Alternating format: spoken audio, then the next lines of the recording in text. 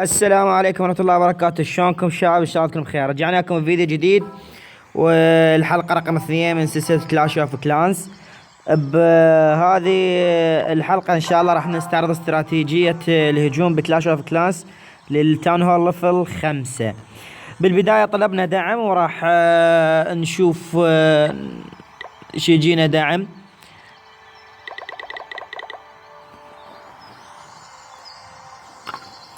نعم، راح الهجمة اللي نسويها ان شاء الله نبحث عن خصم. جانا ثلاث مثل ما تشوفون 3 عمالقة. عندنا نسبة 120. راح نسوي تقريبا 3 نسوي 6. نعم 6 عمالقة، يعني يصيرون 10 ويا الدعم. وراح نستخدم ايضا 4 سواحر.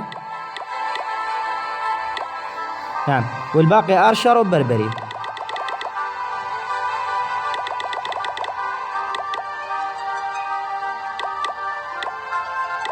عشرين بربري. اللي يبقون نضيفهم سواحر مستوى. نضيف ايضا عملاق اخر. ومثل ما تشوفون 7 عمالقة، 6 سواحر، بربرية 2 و41 ارشر. راح نستخدم التعويذة الوحيدة اللي عندنا هي، وراح نخلص ب 48 جوهرة مثل ما تشوفون امامكم. هسه احنا جاهزين لدخول المعركة. راح نبحث عن خصم سهل نقدر انه نسيطر عليه ونعرض لكم الاستراتيجية. راح اوقف الفيديو لما القي خصم بسيط. عدنا اليكم ولقينا خصم لقطة القالها. بالبداية نستخدم السم او الزلزال، نضرب الفتنة، ننزل الدعم بالبداية والعمالقة، وننزل السحرة، ونقتحم من داخل القرية. طبعا الهجوم من داخل القرية انا ما انصح به، لان هجوم فاشل بالاغلب يكون فاشل، لكن الاستراتيجية جدا مبدعة. استراتيجية الهجوم من داخل القرية إذا كانت يعني الدفاعات بمستوى ضعيف. مثل ما تشوفون أمامكم إن شاء الله أقدر أقضي على القرية. يعني الموارد يعني أغرتني جدا، لأن 200 ألف جدا موارد عالية، وأنا محتاج لهذه هذه الموارد بهذه القرية.